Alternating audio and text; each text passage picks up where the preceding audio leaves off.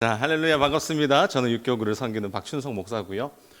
지난주에 그렇게 얘기하더라고요. 설교하지 마라. 목사 보고 설교하지 말래요. 그럼 뭐 하라는 거지? 라는 의문이 들지만, 그래서 저는 설교를 안 하려고 합니다. 오늘 절대 설교하지 않습니다.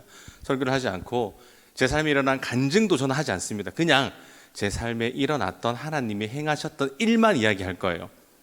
1편입니다. 1편. 그럼 2편이 있다는 거예요, 없다는 거예요? 2편도 준비되어 있고 3편 있을까요, 없을까요? 3편도 준비되어 있어요. 오늘 다 할 수 있다, 없다? 없다. 시간이 허락하는 데까지만 제가 여러분과 함께 나누도록 하겠습니다. 여러분, 제 인생의 좌우명이 뭐냐면 웬만해서 아무렇지 않다는 거예요. 여러분, 사실 인생이 웬만해서 아무렇지 않을 수 있어요, 없어요? 없죠. 제가 이렇게까지 고백하기까지 제 인생에 하나님께서 날리신 잽이 있습니다. 잽. 여러분, 복싱을 하다 보면 잽이 있잖아요. 그 잽을 한 대씩 한 대씩 맞다 보면 이 잽이 뭐가 되는 거예요? 제 이 맞던 이 볼따구가 맷집이 강해집니다. 그래서 그 어릴 때부터 잽을 맞기 시작하고 살아온 이 38년의 인생, 그 인생 가운데 하나님이 강력하게 하다 보니까 이 잽이 어떻게 됐어요? 이제 웬만큼 맞아서는 안 아파. 절대 안 아파요. 그런 상태인데, 여러분, 사실 이 잽을 날리면 아프죠. 아픈데 그 아픔 속에서 어떻게 하나님이 인도하셨냐. 그래서 제가 지난주에 이제 설교를 하러 간다. 근데 하나님이 내 인생 날린 잽에 대해서 얘기하려고 하는데, 어떤 목사님이 그렇게 얘기하시더라고요. 그거 그로기 상태 아니냐. 그로기 상태는 정신이 없고 흔들리더라고 언제 쓰러질지 모르는 그 상태거든요. 그러니까 정신 나간 행동이 그런 상태예요. 아니다. 이 그로기 상태 아니다. 이거는 진짜 하나님께서 내 속에 날리셔서 내가 강해지기까지 하나님이 역사하신 스토리다라고 이제 이야기를 했죠. 여러분, 오늘 절대 설교를 하지 않으려고 하지만 그래도 본문 말씀은 한번 읽고 넘어가야 되지 않습니까? 빌립보서 4장 13절에 이렇게 이야기해요. 내게 능력 주시는 자 안에서 누가요? 내가. 뭘 할 수 있다고요? 모든 것을 할 수 있다. 여러분, 이 말을 거꾸로 하면 어떤 말이 될까요? 거꾸로 읽으면 내가 할 수 능력이 있다는 말이에요, 없다는 말이에요? 없다는 말이죠. 그러니까 능력이 없으니까 누구를 의지해라? 능력 주시는 그 하나님을 의지하라라는 말입니다. 이 말은 또 이런 말입니다. 우리 삶에서 크고 작은 일들이 매 순간 일어난다, 안 일어난다? 일어난다는 거예요. 그때마다 하나님께서 우리의 부족한 부분을 채우신다. 내가 할 수 있는 게 아니라 그 부족한 부분들을 채우셔서 할 수 있게끔 만드는 능력이 누구에게 있냐? 하나님에게 있다는 거예요. 그래서 우리는 누구를 의지해야 됩니까? 하나님을 의지해야 됩니다. 그래서 지금까지 제가 살아온 인생을 나누면서 여러분, 은혜와 회복과, 아멘 한다고 했는데 먼저 은혜와 회복과 치유와 놀라운 기적의 역사가 여러분 삶 가운데 회복되어지는 이 아침 오전이 되기를 간절히 소망합니다. 여러분, 제가 고등학교 때였어요. 삼촌들이 술을 마시는 자리에 제가 있었죠. 그때 삼촌들이 제게 이러는 거예요. 야, 니는 알지? 제가 그랬죠. 뭐요? 그랬더니 너가 엄마하고 아빠하고 어떻게 만나는지 니 알지? 전 아무것도 몰랐거든요. 아무것도 모르는 상태에서 그렇게 이야기를 하는 거예요. 가만히 있었더니 이렇게 얘기하는 거예요. 너가 형님카, 너가 누나랑 니랑 다른 뱃속에서 태어난 거 알지? 이러는 거예요. 마치 드라마에서 보던 그 장면이 제 주마등처럼 막 스쳐 지나가는 거예요. 그때 삼촌들끼리 또 이렇게 얘기하는 거예요. 야, 자네 아무것도 모른다. 니도 와 그래 쓸데없는 말 하노? 그러면서 그 말을 했던 삼촌이 저한테 이렇게 얘기합니다. 너희 엄마한테 말하지 마라. 삼촌 죽는다 라고 얘기를 하더라고요. 제가 그 말을 듣고 제가 태어날 때 있었던 상황이 연결이 되는 거예요. 어머니께서 저를 가지셨을 때 식구들이 저를 지우라고 했습니다. 그러니까 1980년대만 해도 여러분 이런 메시지들이 많았죠. 하나나 잘 살고 좁은 땅 넓게 살자라고 하는 영구적인 표가 있었어요. 하나나 잘 살자고 하는 게 시대적 표현이었거든요. 그러니까 제게 9살 차이 나는 누나가 있었고 7살 차이 나는 형이 있었어요. 그 식구들이 있다 보니까 저 같은 거는 지워도 된다라고 저는 그렇게 생각을 하며 지금까지 살아왔었던 거죠. 당시 그때 엄마가 저를 가지고 여러분 누구를 믿으셨을까요? 누구를 믿었을까요? 저희 집은 불신 가정입니다. 그런데 어머니께서 저를 가지시고 나서 누구를 믿었어요? 누굴까요? 예수님을 믿으셨죠. 그래서 교회에 나가기 시작하셨어요. 그때 임신이 됐던 거예요. 이걸 뭐라고 표현합니까? 하나님의 은혜다 라고 이렇게 표현할 수 있죠. 그런데 여러분, 믿음이 있었을까요?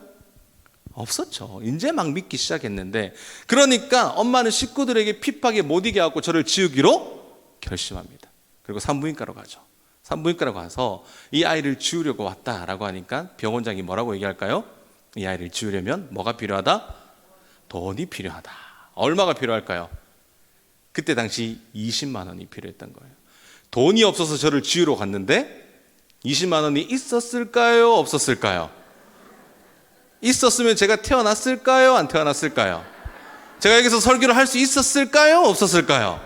이런 간증을 할 수 없었겠죠. 다행히 하나님의 은혜로 뭐가 없었다? 20만 원이 없었던 거예요. 그때부터 제 인생은 얼마짜리 인생이다? 20만 원짜리 인생이다. 참 태어날 때부터 기가 막히지 않습니까? 그 말을 들었을 때 제가 당시 나이가 중학교였거든요. 그때 제가 이렇게 얘기했어. 엄마, 20만 원짜리 인생이 세상 한번 뒤집어 볼게. 여러분, 그날이 올까요, 안 올까요? 만약 이 말을 제가 부정적으로 여러분 받아들였다면 20만 원이 있었으면 저는 죽어야 되는 인간이죠. 내 인생은 태어날 때부터 꼬인 인생이에요. 역시 조인식 목사님이 예언의 은사가 있어요. 분명히 울립니다 했는데 진짜 울렸어요. 역시 예언적인 분입니다. 저분 참 대단한 신유적인 뭔가 있는 것 같아요. 자, 여러분, 부정적. 20만 원 있었으면 저는 부정적으로 살았으면 그렇게 죽었을 존재인데, 여러분, 제가 태어날 때부터 흑수저 인생이 아닌 흑수저 인생으로 살아야 되는 그런 늘 언제나 비관하면서 살 수밖에 없는 인생이 될 수도 있었습니다. 그런데 저는 그 상황을 비관적으로 보지 않았어요. 낙관적으로 봤죠. 왜 낙관적으로 봤냐? 저는 여러분, 낙관적일 수 있었던 이유 하나가 있었는데, 그 이유는 제가 어릴 적부터 꿨던 꿈 때문에 꿈. 그 꿈이 뭐냐면, 제가 목회자가 되면 여러 교회를 다니면서 이렇게 부흥 집회도 하고 간증 집회도 하고 말씀 집회를 하는 게 제 어릴 적 꿈이었어요. 그 꿈이 있다 보니까 여러분, 20만 원짜리 인생, 이거는 최고의 뭐다? 간증이 될 수 있는, 이거는 누구에게 돈으로 살 수 없는, 내 인생이 20만 원만 있었으면 죽어야 되는 인생인데 20만 원이 없어서 태어난 인생이 지금 여러분 앞에 서 있다라고 하는 것 자체만 들어도 이거는 최고의 히트 상품이다. 네, 그렇죠. 그런데 여러분, 그 스토리는 이제 하나의 점을 찍는 사건에 불과합니다. 우리에게 일어나고 있는 상황을 어떻게 바라볼 것인가. 여러분, 우리 상황 가운데 많은 일들이 일어나잖아요. 거기에 따라서 우리 삶의 방식이 달라집니다. 여러분, 상황을 탓하면 끝이 없어요. 그런데 그 상황을 통해 누구를 바라보느냐? 일하실 하나님을 바라보는 겁니다. 그때 뭘 발견하게 됩니까? 하나님의 은혜를 발견하게 되죠. 여러분도 지금 직면하고 있는 그 상황이 어떤 상황인지 모르겠습니다. 그런데 그 상황을 통해 일하실 하나님을 만날 수 있는 저와 여러분들이 되기를 간절히 소망합니다. 이어지는 20만 원짜리 인생 스토리를 한번 들어보시겠습니까? 저는 어릴 적부터 할머니 품에 자라요. 그러다 보니까 늘 방치된 삶을 살죠. 저를 볼 때마다 할머니께서 무슨 말을 했냐면, 니는 어릴 때 그렇게 못 먹어가지고 늘 밭에서 그 코 흘리며 침 빨아먹던 네 모습이 생각난다 라고 그렇게 안타까워하면서 불쌍한 나이로 저를 지금도 표현을 하고 있어요. 여러분 보시기에 어떻습니까? 제가 못 먹고 자란 놈 같습니까? 잘 먹고 자란 놈 같아요. 잘 먹고 자란 놈 같죠? 그런데 제가 진짜 못 먹고 자랐대요. 그래서 결혼을 하고 나서 못 먹었는데 30kg가 쪘어요. 신기하죠? 결혼을 하고 나서 잘 먹은 게 아니에요. 못 먹었는데 몇 킬로가 쪘다? 30kg가 쪘어요. 산증인이 저 뒤에 앉아 계십니다. 제가 대학교 때만 해도 허리 28에 키 이 정도에 맞죠? 얼마나 날씬하고 이렇게 힙이 있었겠습니까? 그런 존재였는데 이렇게 변하더라라는 거예요. 결혼을 하고 나서. 그런데 여러분, 저희 삶을 이제 할머니가 살다 보니까 제가 배움의 현장에 어딜 갈 수가 없었어요. 태어나서 저는 학원을 한 번도 다녀본 적이 없습니다. 공부는 당연히 한 번도 해본 적이 있다 없다? 없다. 여러분은 한 번도 공부를 해보지 못한 목사의 설교를 지금 뭐라고 있는 거예요? 듣고 있는 거예요. 그래서 성경에서 저는 제일 좋아하는 사람이 누구냐? 베드로예요. 사도 바울은 너무 많이 배웠어. 베드로는 보면 푸근함이 있어. 우리가 설교를 들어도 맞죠? 저 사람은 그냥 무식한 사람. 그냥 그 어부가 말씀을 전해도 3,000명이 뒤집어지는 역사가 일어나더라라는 거예요. 삶을 통해 하나님께서 우리 가운데 말씀하실 때 그런 능력의 역사가 일어나죠. 내가 지식적인 배움은 없지만 어떤 배움이 강했을까요? 인생 배움이 굉장히 강했습니다. 여러분, 정말 인생 경험이 굉장히 강했죠. 여러분, 그렇게 하나님께서 제 인생을 바꾸기 시작하셨고 제 인생을 할머니 품에서 자라게 하셨지만 설교자로 키워가시는 하나님의 방법들이었다라는 겁니다. 저는 여러분 3살 때 목사가 되기로 서원을 했어요. 믿거나 말거나 서원을 했어요. 이전에 구역 예배는 어떻게 드렸죠? 목사님과 구역 식구들이 집에 와서 예배를 드렸잖아요. 집에 이제 목사님이 구역 식구들과 함께 올 때 제가 성경책을 들고 엄마 예수님 오셨어 라고 그렇게 했어요. 목사님을 예수님이라 불렀거든요. 그리고 한마디 더 했죠. 엄마 나도 커서 예수님 될래. 그게 실수였어요. 다른 걸 된다고 얘기했었는데 여러분 그때부터 나도 커서 예수님 될래. 여러분 믿거나 말거나 제가 3살 때 했던 소원이라고 합니다. 여러분 그런데 그렇게 말했으면 그 꿈을 향해 달려가야 되잖아요. 그런데 사춘기 시절에 꿈이 바뀌어요, 안 바뀌어요? 바뀌죠. 어릴 적 꿈은 늘 언제나 바뀌기 나름입니다. 그렇게 소원을 하는 저는 공부보다는 노는 것을 좋아했고, 놀고 동네에서 사고만 치는 그런 사람으로 자라기 시작합니다. 동네에서 막 바람을 잡아요. 그리고 친구들과 함께 놀기만 하는 인생을 제가 살아가게 되는 거죠. 아이들을 우르르 모아서 사고만 치는 그런 인생을 사는데 얼마나 심했냐면, 여러분 딱 한 가지만 얘기할게요. 초등학교 때 제가 오토바이를 훔쳤습니다. 그 이후에는 말하지 않겠습니다. 여러분 제 이미지도 있잖아요. 그래도 경산중앙교회 영성부인데 그 후는 이야기하지 않겠습니다. 그런데 제가 서원을 했다고 했잖아요. 목사가 되기로 서원을 했단 말이에요. 그때 공부는 안 했지만 무엇을 했냐면 전도를 했어요. 반드시 엄마가 지켜야 될 한 가지 원칙이 있었는데, 그거는 네가 놀아도 좋다, 단 주일날은 빼먹지 말아라. 그러니까 친구들이 동네 대장으로 놀았으니까 우르르 몰려서 모아서 어디로 가요? 교회로 가요. 근데 교회로 가면 배고픔을 달랠 수가 있어요. 왜요? 그때는 간식도 줬거든요. 교회로 가면 뭘 할 수 있죠? 게임도 할 수 있어요. 왜요? 그때는 막 게임도 교회에서 하는 게 제일 재밌었어요. 간식도 채워주죠, 게임도 하죠. 너무 재밌었던 거예요. 그렇게 저는 전도 아닌 전도를 하게 되고, 결국 제가 뭐가 됐을까요? 전도 왕이 됩니다. 저는 여러분 학교를 안 다녔어요. 약간 의아해 하시죠? 학교를 4학년 때까지 간 기억이 없습니다. 학교에 1년에 딱 2번 갔습니다. 언제 갔을까요? 봄에 한 번, 가을에 한 번. 봄에 뭐가 있죠? 봄 소풍이 있고, 가을에 가을 소풍이 있어요. 저는 4학년 때까지 학교 딱 2번 갔습니다. 봄 소풍, 가을 소풍. 여러분 어떻게 그럴 수 있었냐면, 제가 자란 시대만 해도 학교가 별로 없었거든요. 그래서 한 학급에, 한 학년에, 한 학급이죠. 학급에 100명 정도가 있었어요. 그러니까 학급만 해도 20개 학급이 있었거든요. 그러니까 이 학교가 수용할 수 있어요, 없어요? 없으니까 그들이 내놓은 원칙이 뭐냐면 오전반, 오후반이었어요. 그러니까 오전에 놀다가 엄마한테 걸려요. 니 왜 학교 안 갔어? 나 오후반이야. 오후에 놀다가 엄마한테 걸려요. 너 왜 학교 안 가? 이러면 나 오전에 학교 갔다 왔어. 이러면서 이 핑계를 통해서 제가, 여러분 이때다 싶어 하고 학교를 가지 않았어요. 오전에 놀다가 그렇게, 오후에 놀다가 그렇게 놀기만 했죠. 여러분 놀다고 보니까, 여러분 돈이 있을까요, 없을까? 어린 시절에 돈이 없잖아요. 그래서 오락실에 가서 친구들과 함께 모르는 동네 꼬마에게 점점 다가갑니다. 다가가서 이 아이와 친해지고, 이 아이에게 이렇게 얘기하죠. 야, 너 집에 가서 숨바꼭질하자 라고 해서 그 애 집으로 우리가 함께 가요. 술래는 네가 해라 라고 하고, 그 위에 이야기는 하지 않겠습니다. 제 이미지가 있잖아요. 저는 그러다가 중학교 2학년에 올라가게 되었습니다. 큰 교통사고를 당해요. 제가 공부를 안 하면서도 목회자의 마음을 가지고 있었다고 했잖아요. 그래서 목회자에게 2가지 중요한 것이 있다고 제 원칙적으로 제 스스로 생각을 했습니다. 목사에게 중요한 하나가 뭐냐면 이예요. 이 맞죠? 목사는 뭘 먹고 사는 존재? 말을 해야 되잖아요. 말을 하고 살아갑니다. 입술을 통해 생명을 살리는 직업이 어떤 직업이에요?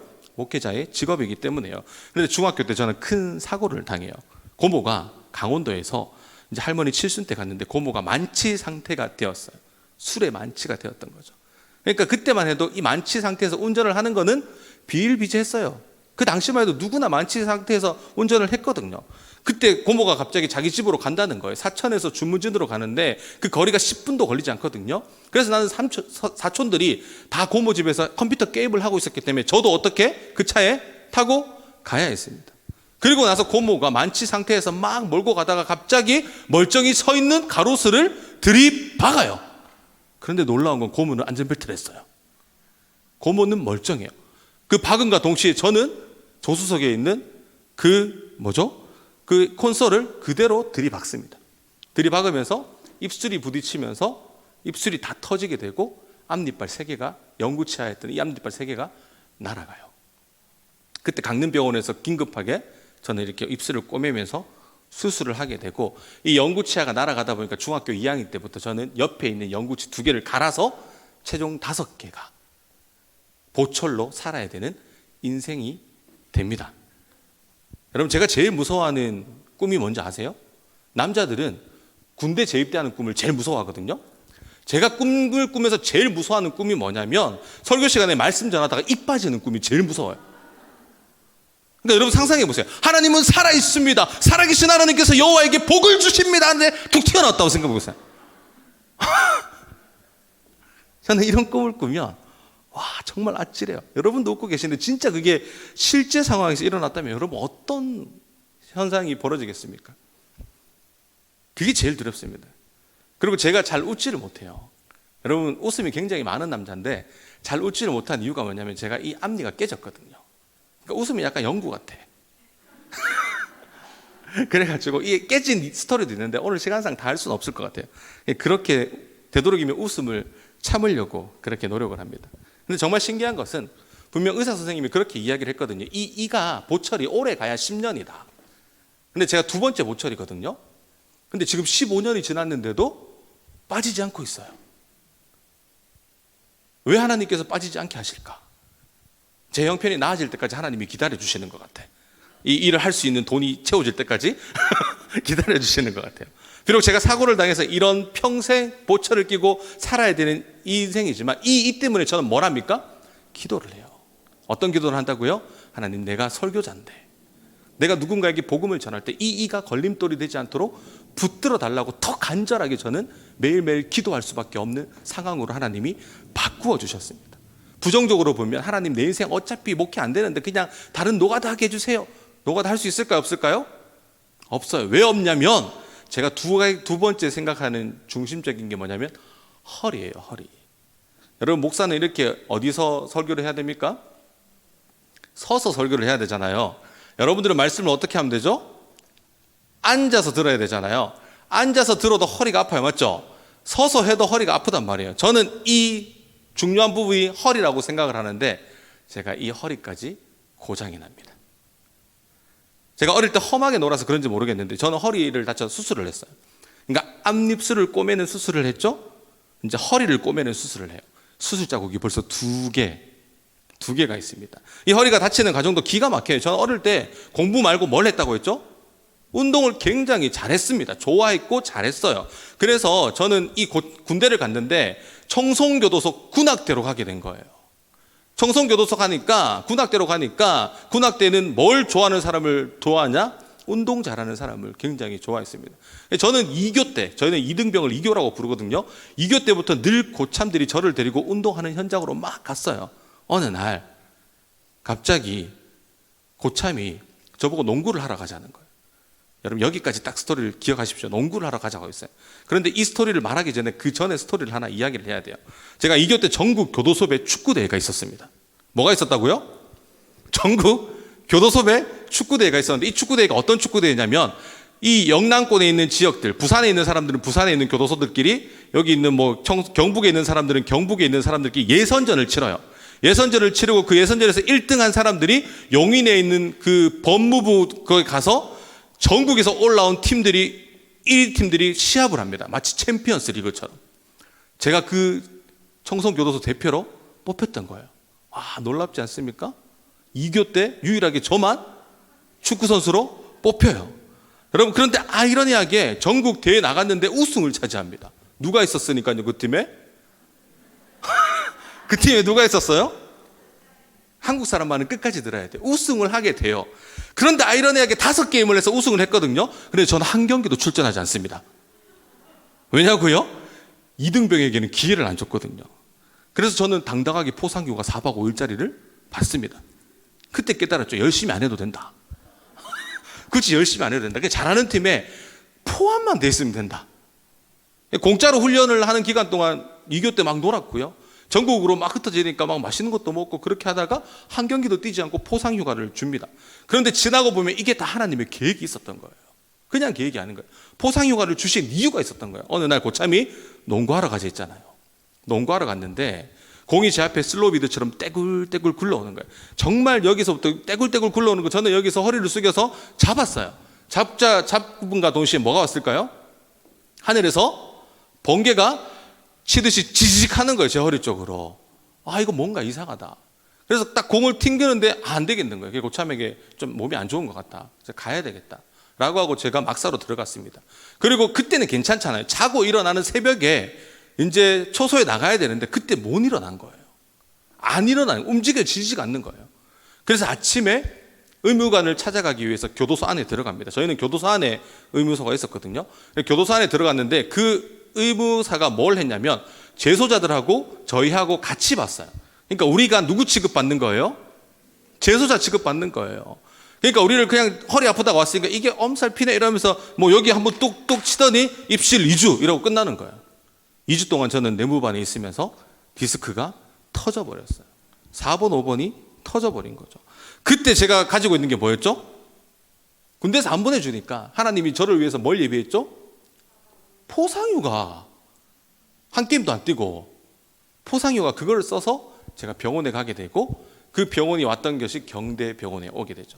그래서 저는 거기서 4번, 5번이 파열돼서 이거는 뭐 회복이 안 된다. 수술 말고는 방법이 없다라고 해서 저는 수술을 했습니다. 여러분 그런데 그 수술을 하게 하시는 것도 제 인생에서 왜 이렇게 꼬이는 거야 라고 생각할 수 있지만 수술을 하게 하는 그 과정 가운데도 누가 섭리를 하셨어요? 하나님께서 내 인생에 섭리가 있었다는 거예요. 사랑하는 성도 여러분, 여러분에게 어떤 아픔이 있죠. 저는 하나님께서 허리를 다치게 해달라고 기도한 적이 없습니다. 하나님께 이가 부서지도록 해달라고 기도한 적이 없어요. 그런데 살다 보면 이런 아픔도 만나고 저런 아픔도 만나고 그렇게 살더라라는 거예요. 그러면서 진짜 우리가 붙잡고 살아야 되는 것이 무엇이냐면 분명히 깨닫게 하는 거예요. 하나님 없으면 안 된다. 여러분 인생도 마찬가지입니다. 누구 없으면 안 됩니까? 하나님 없으면 안 되는 거예요. 여기까지만 해도 목사님 간증 들을만 하네 인가요? 별로네예요. 그런데 여러분 저는 이런 간증을 통해서 하나님께서 언제 어떻게 쓰실지는 모르겠습니다. 그런데 말입니다. 여러분들도 다 아시겠지만 하나님은 여기서 내 인생을 끝내지 않으세요. 유명한 야구선수 요기베라가 그런 말을 했죠. 끝날 때까지 끝난 게 아니다. 제 인생의 간증은 이제 시작입니다. 아직 시작도 안 했어요. 그러니까 제가 전역하고 학비가 없어서 일을 했거든요. 학비가 없으니까 학교에 갈 수 있는 형편이 아니잖아요. 처음 학교에 들어갈 때 엄마가 어떻게든 돈을 대주셨는데 나머지 인생에서 학교의 학비는 제가 책임을 져야 되는 상황이었습니다. 대출도 받고 어떻게 해서든 뭐 교회를 다닐 때마다 근데 제가 다닌 교회는 학비를 대주지 않더라고요. 그래서 어떻게 해서든 막 학비를 마련해야 되는 그런 상황이 있었죠. 여러분 제가 형이 있다고 했잖아요. 7살 위에 형. 결혼을 일찍 했습니다. 일찍 했는데 그때 당시 형이 갑자기 이혼을 하게 돼요. 이혼을 하고 어떤 여자를 데리고 오는데 이상한 여자를 데리고 와요. 그 여자가 뭐라고 얘기하냐면 자기는 땅도 있고 돈도 있고 모든 게 많다는 거예요. 그러면서 근데 대신 이게 묶여 있다는 거예요. 묶여 있으니까 누구를 선임해야 돼요? 변호사를 선임해야 되고 이것을 풀기 위해서는 뭐가 필요하다는 거예요? 돈이 필요하다는 거예요. 그때 뭐 작은 아파트 하나가 있었는데 그 여자로 인해서 저희 집안이 산상조각 납니다. 아파트가 사라져요. 그리고 그 형과는 지금도 인연이 닿지 않는 살았는지 죽었는지 알지 못하는 헤어짐이 됩니다. 그리고 나서 엄마는 아빠와 보증금 50만 원에 15만 원짜리 월세집으로 가게 되죠. 그리고 그 형과는 지금도 연락이 되지 않는 그런 상황이 된 거예요. 그런데 그 가운데 어느 날 아버지께서 루푸스라고 하는 희귀병에 걸리세요. 그 병이 뭐냐면 의사가 그렇게 얘기하는 거예요. 귀신이 사는 병이다. 그러니까 갑자기 살이 빠지고 갑자기 우울증이 오고 갑자기 자기도 모르는 행동을 하는 게 루푸스라는 거예요. 평생 엄마를 힘들게 하셨거든요. 정말 저희 엄마 힘들게 살았거든요. 근데 또 이제는 병으로 엄마를 또 힘들게 합니다. 어느 날 전화 한 통이 걸려와요. 엄마였어요. 춘서가 빨리 울산에 와야 되겠다. 이러는 거예요. 너무 많은 일들이 있었거든요. 그 중간에. 제가 엄마에게 또 무슨 일인데 아빠가 칼로 손을 그었다 라고 하시는 거예요. 자살 시도를 하셨던 거죠. 여러분 보통 이 말을 들으면 바로 내려가야 되잖아요. 근데 저는 바로 내려가지 못했습니다. 내려갈 돈이 없었거든요. 제가 그때 당시만 해도 구형 아반떼를 끌고 다녔는데 그 구형 아반떼 타이어가 마모가 다 돼가지고 울산까지 가다가 퍼져서 제가 죽을 수 있을 것 같은 생각이 들었거든요. 그래서 어떻게 해서든 그 비용만 좀 마련해가지고 저랑 그때 첫째랑 둘째는 임신해 있었고 첫째랑 함께 울산으로 내려갑니다. 그리고 내려가는데 울산대학교 응급실에 딱 갔더니 엄마와 삼촌들이 거기서 몇 명이 기다리고 있는 겁니다. 그때 늦은 시간 이제 아버지는 나오셔서 또 하나님의 은혜로 살았죠. 살아서 병실에 갔고 그 늦은 시간 저는 엄마와 같이 아버지가 손을 그었던 그 현장에 가서 치워야 했어요. 왜냐하면 우리가 새들어 살던 집이기 때문에 여기서 자살 시도를 했다는 소문이 나면 우린 또 살 수 없잖아요. 그래서 엄마랑 같이 늦은 밤에 갔더니 온몸이 피 범벅이 돼 있는 거예요. 어머니와 저는 아무 말 하지 않고 그냥 그 자리를 치워야 했습니다. 그리고 얼마 후 아버지는 퇴원을 하셨는데 퇴원 후 또 많은 일들이 있었어요. 그 일들이 가운데 어쩔 수 없이 정신병원으로 가게 됩니다. 그리고 엄마는 아빠랑 이제 못 살겠다라고 하시는 거예요. 원래 진작에 이혼하려고 결심을 하셨대요. 근데 제가 어떤 길을 가고 있었죠? 목회의 길을 가고 있으니까 유일하게 믿는 어머니였는데 저를 위해서 유일하게 기도하시던 어머니였는데 그 엄마가 네 인생의 걸림돌이 되면 안 돼라고 하시면서 끝까지 살아오신 거예요. 그 아픔을 참으면서. 그 아들이 뭐라고, 사실 이 목회가 뭐라고 그런 생각을 하며 살았을까라는 마음이 있더라고요. 그리고 아버지는 더 이상 있을 곳이 없어서 누나가 있던 김해 요양병으로 옮기게 됩니다. 어느 날 엄마가 연락이 안 되는 거예요. 도대체 왜 연락이 안 되니까 저는 미칠 것 같았거든요. 그리고 한 달 뒤에 연락이 왔는데 또 급히 울산으로 내려오라고 하는 그 연락이었습니다. 알고 보니까 어머니께서 병원에 계셨고 제가 또 걱정할까 봐 연락을 차단했던 거죠. 그리고 충격적인 말을 합니다. 엄마랑 큰 병원 한번 가야 되겠다. 여러분, 너무 아프셔서 울산대학교 병원에 갔더니 어깨가 너무 아파서 갔거든요. 그랬더니 그 병원에서 큰 병원으로 가라는 거예요. 그래서 울산대학교 병원으로 갔습니다. 갔더니 폐암 4기라는 거예요. 그러니까 의사가 그렇게 얘기하더라고요. 1년입니다. 살 수 있는 시간이 1년입니다. 그때 제가 하나님을 얼마나 원망했는지 모르겠습니다. 눈물도 많이 흘렸고 도대체 왜 그러시는 거냐고. 하나님 진짜 왜 그러시냐고. 하나님 당신 살아계신 거 맞냐고. 수술을 해야 되는데 여러분 수술 비용이 없었어요. 일단 누나에게 전화를 했죠. 어떻게든 돈 좀 빌려달라. 근데 누나도 상황이 안 좋았던 것 같아요. 돈이 없었겠죠. 다 말할 수는 없지만 누나와의 인연이 그렇게 끝납니다. 누나도 아버지를 병수발해야 됐기 때문에 그렇게 수술비를 구하지 못해서 친척들에게 이리저리 해서 어떻게든 돈을 마련합니다. 그리고 수술을 하죠. 그때부터 저는 아버지의 병수발도 해야 되죠. 어머니의 병수발도 제가 담당해야 됐습니다. 근데 엄마의 소원이 뭐냐면 아들이 목사가 되는 게 소원이었다 했잖아요. 그때까지 제가 대학원 시험 몇 번 떨어졌냐면 6번을 떨어졌어요. 제가 어릴 때 뭘 안 했다고요? 공부 안 한 게 이때 결정이 나는 거예요. 6번을 떨어진 거예요. 공부할 수 있는 상황 자체가 안 됐어요. 사실은 공부도 못했지만 공부할 수 있는 상황이 안 됐던 거예요. 이런 상황들이 계속 제 앞에 펼쳐졌기 때문에 이래 핑계 저래 핑계 됐던 거죠. 그때 애도 많이 나가지고 3명이나 있었다. 뭘 할 수가 없는 상황이에요. 물론 제일 걱정은 공부도 공부였지만 학교 갈 학비가 걱정돼서 갈 수가 엄두가 없었습니다.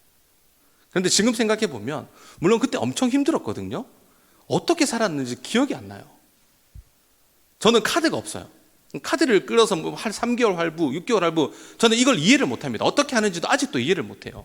결혼하면서 제가 집사람하고 다짐했던 게 뭐냐면 우리 카드는 만들지 말자.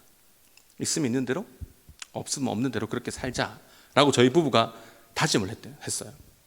그런데 어떻게 살았을까요? 교육전도사로만 생활을 했고 집사람은 아이만 키워야 됐습니다. 교육전도사 생활비 얼마 되겠습니까? 그거 가지고 어떻게든 살았는지 기억이 안 나요. 근데 하나님께서 그런 아픔도 주시죠. 그런데 그 아픔 가운데 하나님께서 까마귀를 늘 언제나 보내셨어요. 늘 언제나 하나님께서 나 가운데 딱 맞게 역사하셨던 그 스토리들이 너무 많은 겁니다. 그렇게 저를 인도하셨어요. 저는 사람에게 여러분 구걸해 본 적이 없습니다. 친구에게도 구걸해 본 적이 없어요. 하나님께 내 모든 걸 맡깁니다. 하나님께만 구걸하는 거예요.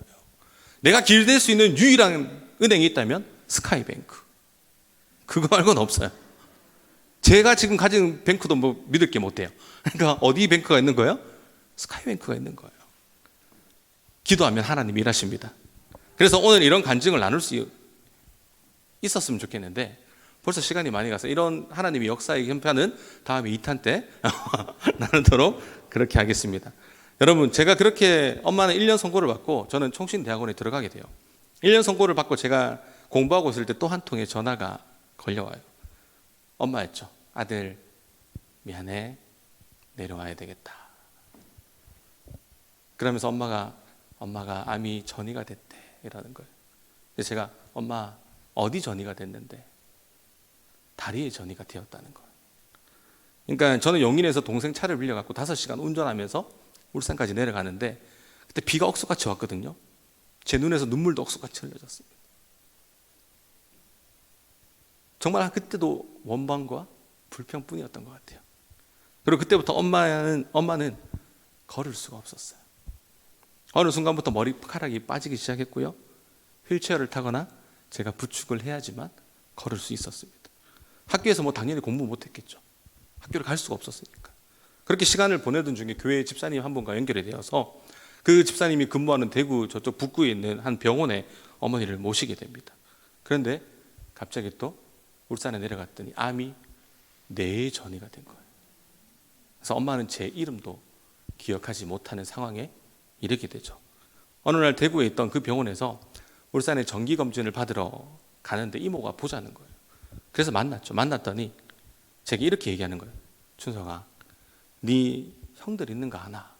있죠. 저한테 누가 있었다고요? 형이 있었고 누나가 있었어요. 지금은 없지만. 그랬더니 이모가 이렇게 얘기하는 거예요. 그거 말고 너가 엄마가 낳은 형들이 있는 거 아나? 이러는 거예요. 이건 또 뭐냐고요. 당황할 수밖에 없는, 너가 엄마가 낳은 형이 있는 거 아나? 이러는 거예요. 저는 엄마가 초혼인 줄 알았어요. 아빠는 재혼이라는 거 삼촌들이 술 마시면서 저한테 얘기를 해서 알았잖아요. 근데 엄마는 당연히 초혼인 줄 알았어요. 근데 엄마도 너무 폭력적으로 시달리다가 이혼을 했고, 그리고 저희 아버지를 만나 결혼을 했던 거예요. 엄마에게는 아들 2명이 있었습니다. 그래서 그 아들은 그 아빠가 키우기로 하고 제가 31년 동안 몰랐던 거죠. 한 번도 엄마는 제게 그런 말을 하지 않았거든요. 엄마가 아빠랑 재혼했다는 말도 하지 않았고, 엄마에게 2명의 아들이 있다는 말도 죽을 때까지 하지 않으셨습니다. 정말 우연히 2명의 형이 엄마를 찾아야겠다는 생각이 들었는지 이전에 살던 아파트를 막 뒤지다가, 저희가 친척들이 같은 아파트에 살았거든요. 삼촌들의 주소를 발견하게 됩니다. 그래서 연락이 됐죠. 그리고 엄마의 기억력이 서서히 사라질 때 경기도에서 엄마를 보기 위해 내려와요. 헤어진 지 32년은 좋게 넘었겠죠. 어렵게 엄마의 아들을 만났는데 그때 저희 어머니의 기억력이 사라진 상태예요. 암이 뇌에 전이가 됐기 때문에. 그때 엄마가, 그 형 이름이 부용이었거든요. 부용이니 그냥 하염없이 눈물을 흘리시는 거예요. 그때 이모도 울고 그 형도 울고 저도 울고 엄마도 울고 그냥 울음 바다가 되어 버렸던 거죠. 그때 제가 받은 충격도 분명히 있었습니다. 그런데 이런 생각이 드는 거예요. 하나님께서 우리 엄마 사랑하시나 보다. 평생 힘들게 사셨고 저런 아픔이 제게 또 표현을 한 번도 안 하셨는데, 엄마가 하나님 품 가기 전에 자기가 낳은 자식 2명을 그 죽기 전에 볼 수 있다는 거. 하나님이 연결하시지 않으면 불가능하잖아요. 하나님 우리 엄마 정말 사랑하시나 보다. 그러면서 제가 마음이 좀 녹아들었습니다. 그리고 스스로 얘기했죠. 우리 엄마 참 힘들게 살았네. 우리 엄마. 여러분, 형들도 이야기를 들어보니까 굉장히 힘들게 살았더라고요. 폭력적인 아빠 밑에서 너무 힘들게 살았어요. 그 형들도 저의 누나와 형하고 나이가 비슷한 사이. 그러니까 저하고 나이 차이가 굉장히 많이 났어요. 그러니까 뭐 어떻게 하다 보니 뭐 제가 할 수 없는 그런 상황이었는데, 그리고 얼마 후에 어머니께서 하나님의 부르심을 받아 소천을 하세요. 근데 하나님께서는 장례를 저 혼자 치르지 않게 하시고 2명의 형들과 함께 장례를 치르게 합니다. 엄마가 없으니까 저와의 관계는 어쩔 수 없이 또 헤어지겠죠. 요즘 뭐 가끔 연락은 하긴 하지만, 여러분, 제 인생에 만났던 3명의 형, 1명의 누나. 하나님이 왜 저한테 이런 걸 경험하게 하셨을까? 저는 늘 생각하거든요. 하나님께서 저를 사랑하시는구나. 제가 깨달은 것은 그거예요. 하나님께서 나를 굉장히 사랑하신다. 철저하게 훈련시키고 내 인생을 누구만 바라보게 만드시는 거예요? 하나님만 바라보게 만드시는 거예요. 여러분, 우리가 비관적일 수 있습니다. 그런데 하나님의 사람은 비관적일 수가 없어요. 왜? 하나님이 이 상황을 통해서 역사하시기 때문에. 하나님은 실수가 없는 분이 저와 여러분들의 하나님이기 때문입니다. 어머니를 먼저 보내드리고 아버지에게 통화로 어머니의 소천 소식을 전했어요. 담담하시더라고요. 그리고 아버지도 그렇게 희귀병으로 9년 동안 고생하시다가 2018년도에 하나님의 부르심을 받고 소천합니다. 저는 이제 철저한 고아가 된 거죠. 사랑하는 성도 여러분, 인생은 참 내 마음대로 되지 않습니다. 내가 생각한 대로 되지 않고 내 뜻대로 되지 않아요. 어떤 일이 언제 어떻게 생길지 우리는 몰라요. 그렇지만 그 순간 깨닫게 되는 것은 하나님이 나를 왜 이런 상황들을 경험하게 하시면서 목회자로 만들어가고 계신가. 의문이 들지만 거기에 분명히 그 의문은 퀘션마크지만 그 의문은 언젠간 바뀔 겁니다. 이렇게 하나님이 나를 사람을 살리려고 목회자로 만들어 가시는구나. 하나님이 계획이 있다는 거예요. 실수가 없는 우리 하나님 아닙니까? 저를 향한 분명한 계획이 있습니다. 분명 지금도 힘겹게 살아가고 계신 여러분들의 눈물을 닦아주시기 원하는 하나님의 그런 계획이 있다라는 거예요. 우리를 위로할 수 있는 분이 누구밖에 없냐? 하나님 한 분밖에 없습니다. 우리 하나님은 저의 부족한 이런 삶을 통해서도 여러분들을 회복케 하실 것이고 이 간증을 통해서도 살아계신 하나님을 감사하게 하실 거예요. 어떤가요, 여러분? 제가 여기까지 그냥 하나님이 제 인생에 행하신 일들만 여러분에게 이야기했어요. 그 행하신 일들 가운데 하나님이 보여주신 그 놀라운 기적들이 있는데 제가 그건 하나도 얘기하지 않았습니다. 그 얼마 전에 오셨던 김관성 목사님 기억하시나요? 그 목사님 중요한 멘트를 날리고 가더라고요. 제가 안 된 것만 얘기하고 갑니다. 다음에 불러주시면 잘 된 것도 얘기하겠습니다. 그래서 저는 배우는 거예요. 저는 지금까지 제 인생 스토리만 얘기했어요. 그런데 여러분, 그런데 말입니다. 그 스토리 가운데 역사하셨던 하나님의 놀라운 기적들이 수북히 쌓여 있습니다. 그건 하나도 풀지 못했던 거죠. 근데 말입니다. 제 인생 여러분도 아신 것처럼 여기서 끝이 아니에요. 또 어떤 일이 생기죠? 그런 수많은 일들이 생기는데 그것까지 하면 여러분 전도하러 못 가실 것 같아요. 여러분, 끝날 때까지 끝난 게 아니다. 제 요기베라의 그 유명한 문장이 생각이 나는데 계속 제가 이 문구를 사용하고 있죠. 여러분, 질문 하나 할게요. 여러분, 사람이 피를 얼마나 많이 흘려야 죽을까요? 안 흘려봐서 모르세요? 사람의 피가 60kg의 남성일 경우 4.5리터의 피가 있대요. 몸속에, 체내에. 한 70kg 정도 되면 한 5리터 정도가 있다고 합니다. 그러니까 저 같은 경우는 여러분 한 90kg 정도 되니까 저 더 많겠죠? 그런데 우리 몸속에 있는 피가 40%의 피가 쏟아지면 사람은 죽는다고 해요. 대부분. 그런데 정말 저는 살아오면서 피를 너무 많이 흘려서 죽을 뻔한 적이 있었습니다. 어디서 그랬을까요? 바로 경산중앙교회 3층 남자교육자실 옆에 있는 화장실에서 죽을 뻔했어요. 제가 몇 년 전에 길을 가다가 갑자기 쓰러진 적이 있었거든요. 그것도 2번이나. 길을 걷는데 갑자기 하늘이 움직이기 시작하는 겁니다. 놀이터에서 여러분 뱅뱅이 아시죠? 애들 타는 놀이터 뱅뱅이 막 돌리잖아요. 그거 타고 내려올 때 막 하늘이 이렇게 막 돌지 않습니까? 그런 것처럼 갑자기 길을 가는데 삥 하더니 하늘이 돌기 시작하는 거예요. 그러면서 제가 그 자리에 쓰러졌어요. 사람이 이렇게 죽을 수 있겠구나 라는 것을 그때 처음 경험을 했죠. 그리고 바닥에 쓰러진 상태에서 전화를 하려고 하는데 여러분, 쓰러지니까 이게 됩니까? 안 되잖아요. 그냥 포기하고 그냥 가만히 있었어요. 그래서 시간이 조금 얼마 지나고 나서 의식이 돌아와서 집으로 갔습니다. 그리고 그때 생각했죠. 뭔가 있다. 내 건강상에 뭔가 문제가 있다라는 것을 발견하게 되죠. 그런데 여러분, 바로 병원에 가서 진단을 해야 되는데 진단을 하지 않았던 거예요. 그 증상이 나타났지만 저는 병원에 가지 않았습니다. 그리고 어느 날 화장실에 갔는데 어느 날 대변을 누고 여러분 엉덩이에서 피가 나오는 거예요. 여러분, 엉덩이에서 피가 나오면 대부분 뭐예요? 여러분이 생각하는 그거 맞잖아요. 맞죠? 뭐예요? 굉장히 부끄럽잖아요. 치질이잖아요. 맞죠? 그런데 한 날 피가 멈추지 않는 거야. 마치 수도꼭지 여러분 틀면 잠궜는데 쫄쫄쫄쫄쫄 나오는 거 아시죠? 장가도 다 안 잠겨, 옛날 같은 장가도 다 안 잠겨서 쫄쫄쫄쫄 나오는 것처럼 그렇게 제 엉덩이에서 피가 쫄쫄쫄쫄쫄 나오는 거예요.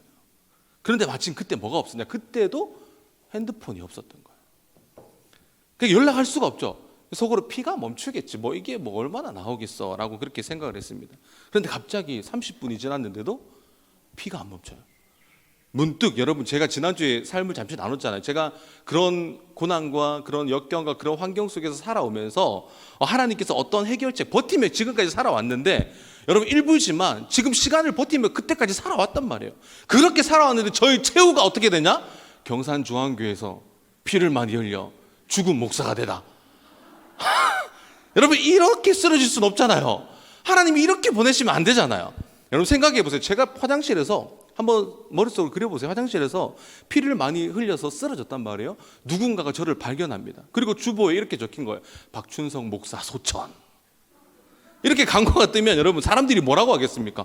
무슨 일인데 도대체 어떻게 된 건데? 라고 물어볼까요? 그러면 야야 우야꼬 우리 목사님 화장실에서 피 많이 쏟아가 죽었단다 이러면 와 이게 무슨 하나님의 영광을 위해 삶을 사는 인생이겠냐라는 거죠. 그래서 제가 그런 상황에서 결단을 합니다. 어떤 결단을 했을까요? 일단 살아야 된다. 일단 이곳에서 빠져나가야 된다. 그렇게 해서 화장실에 있는 화장지를 막 풀기 시작했어요. 막 풀어가지고 얼마나 넣었을까요? 최대한 많이 피가 흐르지 않을 정도로 제 엉덩이 속에 집어넣었다. 막아버린 거예요. 이거 어떻게 됐을까요? 이 엉덩이가 양복을 입고 있잖아요. 이 엉덩이가 어떻게 됐을까요? 갑자기 막 그 할머니들 숙이면 이렇게 되는 것처럼 볼록 튀어나온 거예요. 일단 살아야 되기 때문에 사생 결단을 하듯이 교육자실에서 막 달려갑니다. 교육자실 달려가서 제자리에 있는 차키를 가지고 어떻게 해서든 사람의 눈에 띄지 않기 위해서 막 달려가요. 달려가서 차에 타고 시동을 켜고 집에 가요. 화장실에 가서 이제 자욕을 하는데 여러분 자욕을 해도 피가 멈춰야 되잖아요. 30분 동안 멈추지 않는 거예요. 얼마나 흘렸을까요? 제가 몸속에 최대 몇 프로가 흘리면 사람이 죽는다? 40%가 피가 흘리면 죽는다는데 피가 멈추지 않으니까 별의별 생각이 다 드는 거예요. 다행히 시간이 조금 지나서 피가 멈추긴 했습니다. 그래서 안도의 한숨을 쉬었죠. 그런데 순간 이런 생각이 드는 거예요. 이러다가 진짜 죽을 수 있겠다. 원인도 알지 못한 채 이러다 진짜 죽을 수 있겠다. 그래서 여러분 이제 병원에 가기로 합니다. 경대병원 응급실에 찾아가죠. 검사를 합니다. 여러 가지 검사를 다양하게 다 해요. 그런데 여러분 빈혈 수치가 7이 나오는 거예요. 남자의 정상 범위가 얼마냐면 13이거든요. 빈혈 치수가 7이 나왔다는 것은 수혈을 해야 됩니다. 그래서 저는 가자마자 뭐부터 했냐면 다른 검사 안 하고 수혈부터 했어요. 피가 그만큼 나왔으니까 제 몸에 피가 있어 없어요? 없으니까 수혈을 하는 거예요. 그리고 검사를 하는데 당연히 어떤 결과가 나와야 됩니까? 엉덩이에서 피가 나오면 당연히 그 결과가 나와야 되잖아요. 치질이라는 병명이 나와야 된단 말이에요. 그런데 정황상 그 별명이 나와야 되는데도 불구하고 병원에서 하는 말은 원인을 알 수 없다는 거예요. 이거 치질 아니냐라고 물어보니까 그렇게 치질로 피가 나올 수 없다라고 저한테 이야기하는 겁니다. 그러니까 제 입장에서는 도대체 그럼 이건 뭐냐는 거죠. 검사를 해도 안 나오고 제가 조금만 걸어도 식은땀이 나기 시작하고 그 후로 계속 이제 어지럼이 생기기 시작했거든요. 그래서 이제 일단 아는 지인을 통해 CG에 있는 항문외과라는 곳이 있더라고요. 거기 갔어요. 거기서는 뭐라고 얘기하냐면 간단하게 수술합시다. 검사도 안 해요. 수술합시다. 이렇게 하고 끝내버립니다. 그래서 저는 여러분 수술하자고 하기에 거기서 수술을 하게 되죠. 제가 여러분 다양한 경험의 수술을 했지 않습니까? 그때까지 수술 받은 것 중에 제일 아픈 수술이 뭐냐? 허리 디스크 아니에요. 이빨 터진 거 아니에요. 입술 꼬맨 거 아니에요. 제일 아픈 수술이 뭐냐면 여러분 말로 설명하세요. 이 엉덩이 여기도 아마 이런 고난을 겪으신 분들이 계실 건데 이 수술은 말로 할 수 없습니다. 이건 어떤 통증과도 비교가 안 되는 여러분 그때 깨달은 것이 있는데 진통제 없이는 못 산다. 매일매일 몇 달 동안 병원에 가서 진통제를 맞아야지만 제가 하루를 버틸 수가 있었어요. 주일 같은 경우 어떻게 했냐면 간호사 집사님을 교회로 불러요. 집사님 진통제 하나만 가져와 주세요. 아침 8시 전에 313호에서 주사를 한 대 맞고 저는 사역을 시작했던 사람이거든요. 그러니까 그때 깨달은 게 뭐냐면 우리 인생도 진통제 인생이 있고 보약 인생이 있다. 그러니까 우리 신앙생활도 뭐냐면 진통제 신앙이 있고 보약 신앙이 있다라는 사실을 깨닫게 되었어요. 여러분 진통제가 역할이 뭡니까? 잠시 그 아픔을 멈추게 하는 거예요. 그 순간만 아픔을 견디게 한단 말이에요. 진통제 효과가 확실히 강하긴 합니다. 얼마나 강한지 제가 몸으로 직접 경험을 한 적이 있어요. 어느 날 집사람과 저희 넷째 이제 그때 막 돌이 됐을까요? 돌도 안 됐을 때 넷째를 안고 병원에 갔거든요. CG 항문외과 그쪽에 신매광장 쪽에 있는 병원에 갔습니다. 그날 비가 정말 억수같이 막 쏟아지는 거예요. 그때 제가 병원에서 진통제 주사를 한 방 맞고 약을 받고 이제 나가려고 하는데 집사람이 먼저 신매광장 앞에 서 있었어요. 그리고 나서 제가 비가 오니까 우산을 딱 펴고 이제 계단이 요렇게 세 칸이 있었는데 여기서 이제 내려가려고 제가 했는데 그때 마침 제가 뭘 신었냐? 아디다스 슬리퍼를 신었어요. 아디다스 슬리퍼는 그냥 가다가 그냥 길가를 가도 미끄러져서 뒤집어지려고 하거든요.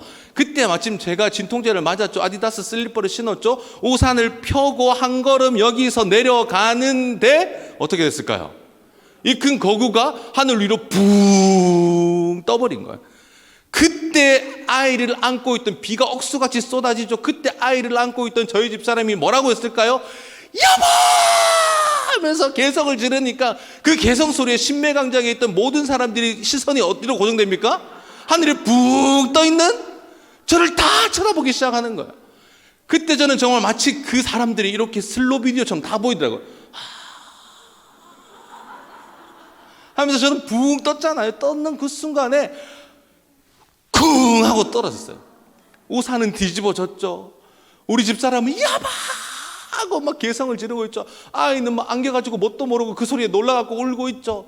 사람들이 다 저를 쳐다보는 겁니다. 여러분, 그때 쪽팔림을 말로 할 수 없었어요.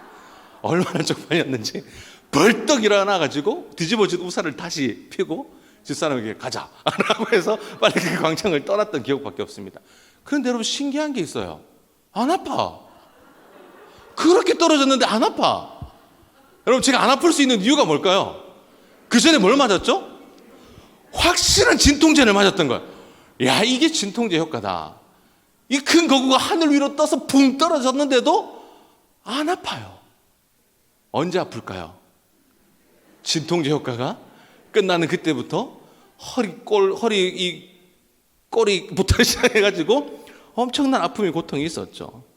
여러분, 그런데 그렇게 수술을 하고 나서 피는 멈췄어요. 피는 멈춰서 다행이다라고 생각을 했는데 증상은 나타나는 거예요.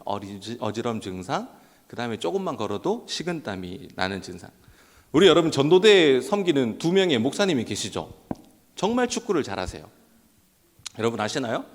마치 짐승처럼 축구를 하세요. 두 분은 축구만 하면 진짜 현장에서 막 선배고 후배고 없고 그냥 짐승처럼 막 돌격을 하시는 분이 계시거든요. 그런 교육자들이 있습니다. 그런 교육자들과 여러분이 같이 지금 전도대 사역을 하고 계신 거예요. 운동만 하면 이제 변하세요. 저도 축구를 굉장히 좋아하는데 어느 날 같이 축구를 하는 순간이었습니다. 저는 축구를 하는데 갑자기 공을 잡고 1분만 딱 뛰면 여기서 숨이 여기까지 팍 올라와요. 그러니까 약간 사람이 목 조르는 거 있잖아요. 죽을 것 같은 거예요. 누가 조르는 것 같은 거예요. 그 자리에 막 쓰러집니다, 제가. 그때 쓰러지는데 어떤 인자하신 조땡땡 목사님이라는 분이 이렇게 소리를 치는 거예요. 박채사! 빨리 일어나! 이러면서 막 저한테 개성을 치는 거예요. 나는 죽을 것 같은데. 개성을 치는 거예요. 막. 저 사람이 생각이 있나 없나? 막 이런 그런 생각이 지나갈 정도로 개성을 치는데 여러분, 일어날 수 있습니까? 저도 뛰고 싶다고요.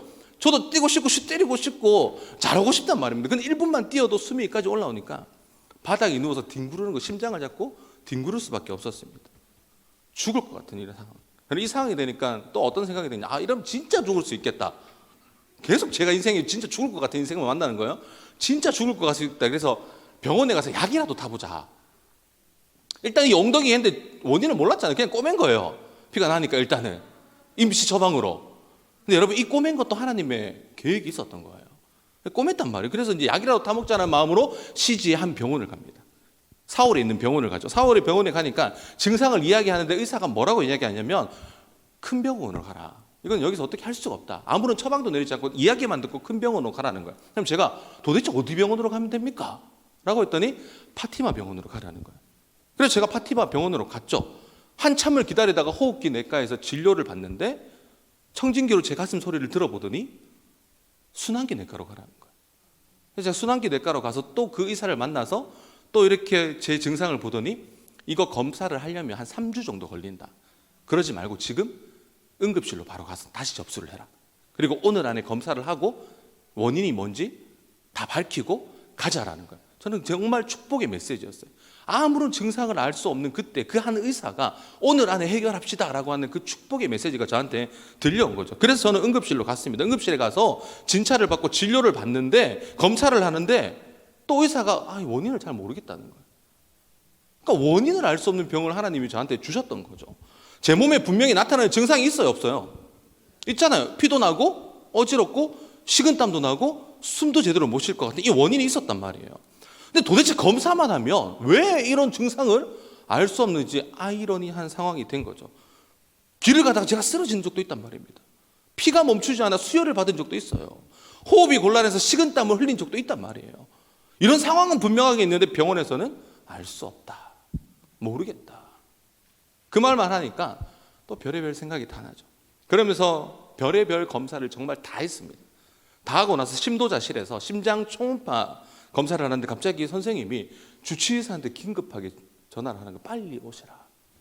그리고 그 주치의사가 와가지고 심장 초음파를 보더니 자기들끼리 속삭이면서 말하는 거예요. 아, 이거 수술해야 되겠는데. 그 세미한 음성이 제 쪽에 들려오는 겁니다. 수술? 또? 도대체 뭔 수술이라는 의문이 들었죠. 저는 제가 잘못 들었을 거라고 그렇게 믿었어요. 아니겠지. 근데 검사 후에 의사가 보니 판막에 문제가 생겼다는 거예요. 벤치 모양으로 판막이 되어 있거든요. 여러분 자동차 벤치 모양으로 판막이 되어 있는데 제 판막은 돌처럼 지금 굳어 있다고 좁아져 있는 상태라서 그렇게 숨을 제대로 쉴 수가 없는, 조금만 걸어도 식은땀이 나고 이 판막이 1분에 뭐 한 60번, 70번 정도는 뛰어야 되는데 그 정도를 못 하니까 이게 점점 힘들었던 거였죠. 그 말을 듣고 일단 보호자가 와야 된다는 이야기를 하는 거예요.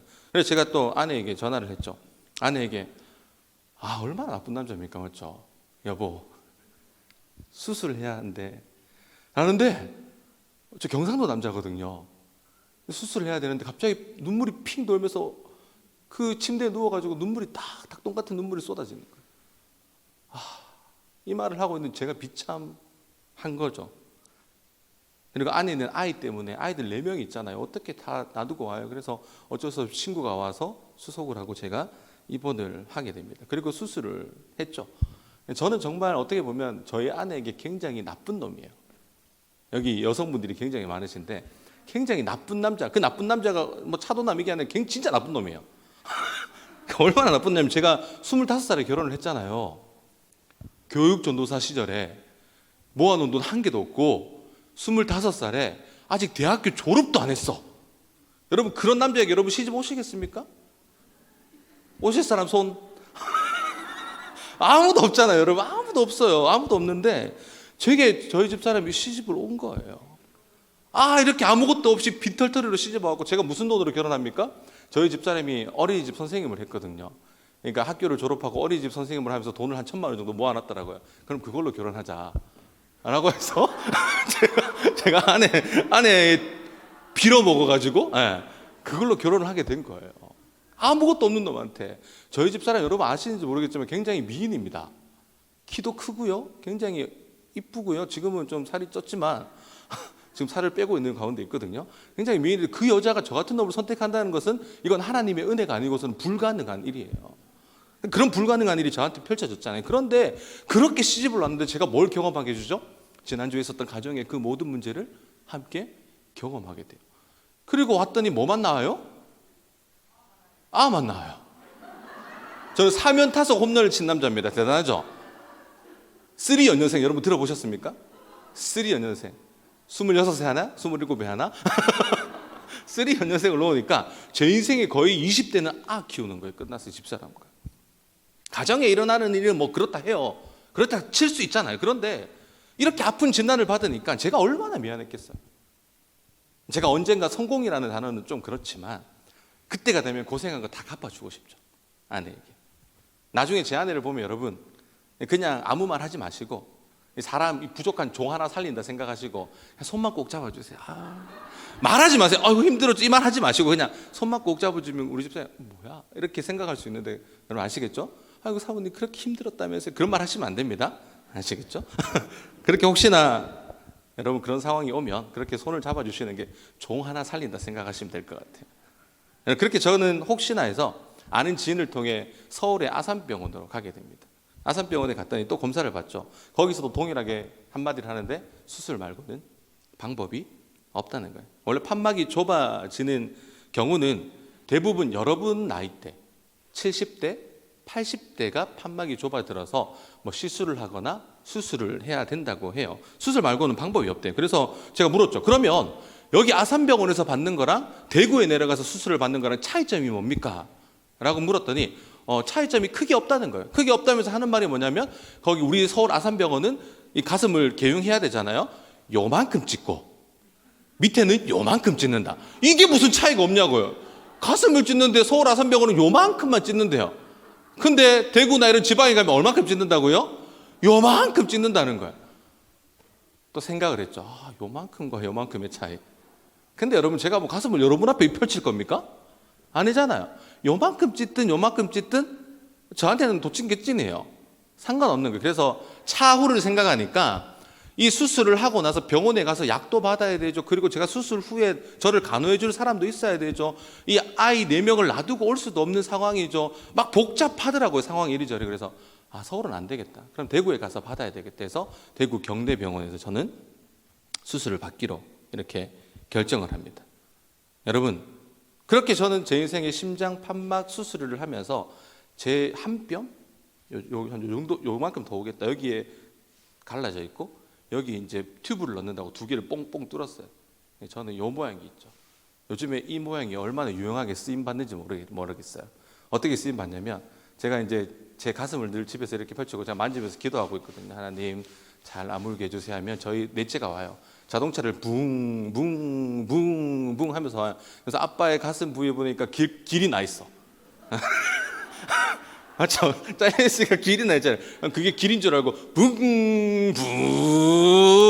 그러니까 저는 제 이 자국이 우리 아이의 그 자동차 레인이 돼가지고 그렇게 또 쓰임 받더라고요. 문득 그러면서 어떤 생각이 드냐면, 우리가 십자가 앞에서도 이렇게 어린아이처럼 살아가는구나. 예수님께서 우리를 위해 십자가에 달려 돌아가셨던 그 상처와 아픔이 있는데, 그 어린아이가 나쁜 겁니까? 아니잖아요. 그 상처에서 노는 거는 그 어린아이가 당연한 본성인 거예요. 우리도 십자가 앞에 나가서 이렇게 자유로워해야 되지 않을까. 그 상처를 보고 멀리하는 게 아니라 저 상처가 나를 위한 십자가다, 저 상처가 나를 향한 그런 하나님의 놀라우신 은혜다라는 것을 경험하면서 우리도 십자가 앞에 나아가야 된다라는 겁니다. 그렇게 제 인생에 가시가 생깁니다. 여러분, 우리가 가시하면 생각나는 성경 인물의 사람이 있죠. 누구예요? 사도 바울입니다. 바울이 여러분 가시가 있었어요. 바울에게 크게 3가지 가시가 있었는데, 하나는 안질이라는 병이에요. 눈이 굉장히 안 좋았잖아요. 그러다 보니까 성경을 곳곳에 보면 바울이 대피를 굉장히 많이 합니다. 불러주고 누군가 이렇게 쓰는 그 가시. 그래서 또 하나의 이제 바울에게 가시가 뭐냐면 말더듬이에요. 바울은 글은 굉장히 잘 썼는데 말을 굉장히 더듬었습니다. 그래서 말을 할 때 이 말을 듣는, 너의 말을 듣는 것보다 너의 글이 더 좋다라는 성경 문구도 있거든요. 그렇게 이제 보았던 거고, 3번째 바울이 가지고 있었던 것이 뭐냐면 바로 오늘 본문에 나왔던 거죠. 간질병이에요. 간질병. 그 3가지의 가시가 있었습니다. 오늘 본문에 그의 몸에 있는 육체의 가시에 대해서 고백하는데, 이 육체의 가시를 뭐라고 얘기하면 사탄의 사자라고 얘기해요. 당시 여러분, 사탄의 사자는 간질병의 새로운 이름이었거든요. 그러니까 멀쩡한 사람이 갑자기 거품 물고 뒹구는 것은 오늘날에도 나타나는 현상이지만, 그거를 병상에서 우리가 치료할 수 있잖아요. 이해가 되잖아요. 근데 그때만 해도 그런 것은 사탄만 걸린 사람만 나타나는 증상이다라고 해서 사탄의 사자가 바로 간질병이었어요. 바울은 그 가시를 빼기 위해 몇 번 기도합니까? 3번 기도해요. 여러분, 3번이라는 단어가 완전수기 때문에 계속 기도했다라는 말이에요. 그 의미가 어떻게 되냐면 간절하게 온전하게 끝까지 기도했다는 거예요. 바울은 그 자신의 가시를 놓고 그렇게 간절하게 온전하게 끝까지 기도합니다. 그런데 바울이 그 가시를 놓고 기도한 이유가 뭘까요? 나의 가시를 누가 제거해 줄 수 있다는 걸 알았던 거죠. 하나님만이 나의 가시를 제거해 줄 수 있는 분이라는 것을 알았다는 거예요. 분명한 믿음이 있었단 말입니다. 하나님이 우리의 가시를 빼줄 수 있는 분이다. 여러분 믿으십니까? 하나님이 여러분의 가시를 빼줄 수 있는 분으로 여러분 고백하세요? 그런데 무슨 일이 일어났는지 바울은 하나님께서 가시를 제거해 주시지 않습니다. 그러면서 그에게 이렇게 말씀하죠. 오늘 본문에 보니까 나에게 이르시기를 내 은혜가 내게 족하도다. 이는 내 능력이 어디서요? 약한 데서 온전하여짐이라. 바울이 가진 말씀의 능력이 어디서 나온다고 하는 거예요? 하나님은 바울이 가진 그 능력이 어디서 나온다는 것이 고백하고 있는 겁니다. 그 고백이 뭡니까? 바로 네가 가진 가시 때문에 너에게 능력이 나오는 거란다. 말씀을 해주시는 거죠. 바울이 그렇게 자신의 가시를 놓고 기도하고 열정적으로 사역할 수 있었던 이유가 뭡니까? 가시가 제거되지 않았거든요. 이 문제가 해결되지 않았단 말입니다. 그런데 자신의 가진 뭘 보게 시작하는 거죠? 내가 가진 부족함이 보이는 거예요. 하나님은 늘 언제나 제 인생에서 여러 가지 가시를 추가해 주셨어요. 그런데 그 가시를 추가해 주시는 이유가 무엇입니까? 하나님은 저의 부족함으로 인해서 그 부족함을 통해 기도하게 하시고, 더 주님을 의지하게 하시라는 하나님의 방법이었던 거죠. 사랑하는 성도 여러분, 저는 가시를 통해 하나님을 만났습니다. 하나님은 제게 가장 소중한 경험이라는 것을 선물로 주셨어요. 여러분, 출생, 가족, 사고, 수술, 그것을 통해 제가 무엇을 발견했냐면 내 인생 왜 이래가 아니라 그 속에서 일하신 하나님을 발견한 겁니다. 여러분, 저는 얼굴에도 상처가 있죠. 하나님이 남겨놓은 가시가 있습니다. 가슴에도 하나님이 남겨놓으신 가시가 있어요. 허리에도 하나님이 남겨놓은 가시가 있습니다.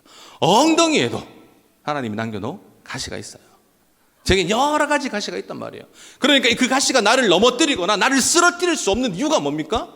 그 가시를 통해 제가 기도의 자리로 더 낮아질 수밖에 없기 때문에, 제가 새벽에 부르짖지 않고는 살아갈 수 없기 때문에, 근데 그 기도가 저를 회복시키는 자리가 되는 거죠. 여러분들의 가시는 뭘까요? 여러분에게 있는 가시는 무엇입니까? 그 가시를 통해 여러분 지금 누구를 바라보고 계세요? 그 가시를 통해 지금 무엇을 하고 계십니까? 여러분의 가시를 통해 하나님을 발견하시기를 바랍니다. 그 가시 때문에 하나님을 바라보시기를 바랍니다. 그 가시를 통해 기도의 자리로 나아가는 우리 전도대 식구들이 되기를 간절히 소망합니다. 바울이 가진 가시가 제거가 되었다 안 되었다? 안 되었어요. 그러나 그 가시를 통해 바울도 하나님을 보았던 거죠. 하나님을 경험했고 하나님의 응답을 받았습니다. 그 응답이 뭡니까? 내가 너 낫게 해줄게, 이게 아니에요. 약한 그것을 통해 내가 너와 함께 하겠다 라고 하는 하나님의 강력한 사인이었죠. 그 말 때문에 내 육체는 변함이 없는데 하나님의 응답이 있었기 때문에 바울은 그 가시를 간직한 채 살아가지만 더 이상 바울에게는 그게 가시가 되지 않았던 거죠. 왜 그렇습니까? 회복이 안 일어났는데 어떻게 그럴 수 있을까요? 가시를 통해 하나님을 만났기 때문입니다. 그 후로 바울은 자신의 가시에 대해서 한 번도 성경에 기록하고 있지 않아요. 해결되었죠. 하나님의 음성으로. 내가 그 가시를 통해 너를 사용하겠다는 하나님의 강력한 말씀으로. 사랑하는 성도 여러분, 저는 심장 판막 수술을 통해 가슴을 찢었어요. 가슴에 뼈를 갈랐습니다. 그리고 심장을 멈추고 제세동을 해서 심장을 돌리면서 판막을 제거하는, 교체하는 수술을 했어요. 그리고 그 수술 후에 제게 친구가 하나 생겼어요. 이번 수술은 심장 판막만 교체한다고 되는 수술이 아니더라고요. 이전에는 허리, 입술 꼬매고 하면 되잖아요. 근데 이 심장 판막 수술은 수술 후에 반드시 지켜야 할 그런 수만 가지 원칙이 있었어요. 다른 수술을 했을 때 사후 관리만 잘하면 큰 지장 없이 살아가는데, 제가 수술을 하고 중환자실에 올라왔을 때 제 인생에 12월 3일 날 수술을 했거든요. 12월 3일이 사라졌어요. 눈을 떴을 때는 12월 4일이었어요. 그리고 잠시 깨어났을 때 고통도 고통이었지만 여러분, 중환자실에서 제 귓가에 이상한 소리가 들리기 시작하는 겁니다. 이건 뭘까? 무슨 소리지? 병원에서 나는 소리인가? 그렇게 생각을 했죠. 근데 그 소리가 계속 거슬리는 거예요. 그래서 회복이 조금 더 되었을 때 의사에게 물었죠. 이 소리 도대체 뭐냐? 이제 그 소리에 적응하셔야 됩니다 라고 저한테 그렇게 이야기하는 거예요. 왜냐하면 판막을 기계로 교체했거든요. 그러니까 그 판막이 기계다 보니까 기계가 움직이죠. 이게 어떻게 움직이냐면, 여러분 집에 가면 초시계 있으시죠? 초가 움직이는 거죠. 판막이 뛸 때마다 그 기계가 초시계처럼 제 뒤로 해서 귓가에 들려옵니다. 저는 이제 그 소리를 들으며 평생 살아야 되는 존재가 됐어요. 이 기계 때문에 저는 밤잠을 설치는 게 굉장히 많습니다. 그리고 뭔가 집중해서 설교를 하거나 기도를 하려고 해도 고요한 곳에는 어떤 소리가 강해요? 기계 소리가 엄청 심하게 들려와서 저는 아무것도 할 수 없는 상황도 이르게 되었죠. 이 소리가 제 인생에 찾아와서 저를 힘들게 해요. 그런데 제가 할 수 있는 유일한 것이 뭐냐면 얘랑 친해지는 거예요. 다른 방법이 없는 거예요. 해결할 수 있는, 할 수 있는 게 없는 거예요. 여러분, 이 소리는 제가 어떻게 할 수 있는 부분이 아닙니다. 제가 건들 수 있는 부분이 아니라는 거예요. 소리 나는 것이 싫다고 제거할 수 있는 방법도 없어요. 이 소리가 안 들리면 저는 죽어요. 왜요? 이 소리는 제가 살아있고 지금도 네가 살아있다고 말하는 증거가 되는 게 바로 이 소리입니다. 내 심장이 잘 뛰고 있다고 말하는 사인인 거예요. 저는 알고 보니까 수술을 한 번에 끝나는 게 아닙니다. 수술을 또 해야 돼요. 이 기계라서 영원하지 않잖아요. 기계는 고장 날 수도 있고 갑자기 멈출 수도 있어요. 그러니까 무슨 변수가 생길지 모르는 거죠. 의사가 이렇게 말하더라고요. 최대 15년입니다. 그러니까 15년 뒤에 저는 다시 기계를 교체하는 수술을 동일하게 해야 합니다. 그러니까 나이가 젊으니까 저는 제가 사명이 긴다라고 생각을 하면서 사명이 길면 2번 정도는 더 수술을 해야 되는 상황이죠. 그런데 여러분 괜찮아요. 저는 수술이 두렵지 않습니다. 지난주 간증의 제목이 뭐였죠?